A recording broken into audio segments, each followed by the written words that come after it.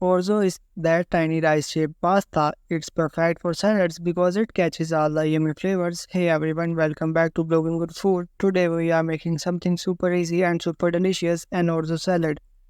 Why orzo salad? Here's why you will love this recipe. Easy to make, just a few steps and you are done.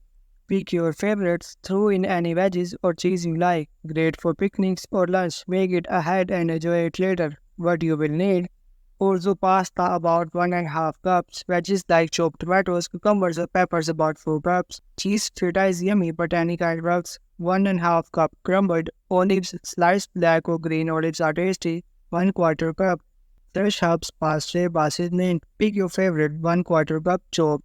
For the dressing, olive oil 1/4 cup, lemon juice 2 tablespoons, salt and pepper to taste. Step 1. Cooking the orzo. First thing first, fill a big pot with water and add some salt. Salt makes everything taste better. Bring the water to a boil, then add the orzo. Tip: don't put too much orzo in the pot at once. It cooks better with some space to wiggle. Follow the instructions on the orzo package to cook it.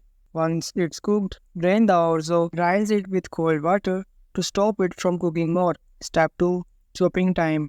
While the orzo cools down, grab your favorite veggies and chop them up. Cherry tomatoes, cucumbers, bell peppers, anything you like. Step 3. Making the dressing. Now for the yummy sauce.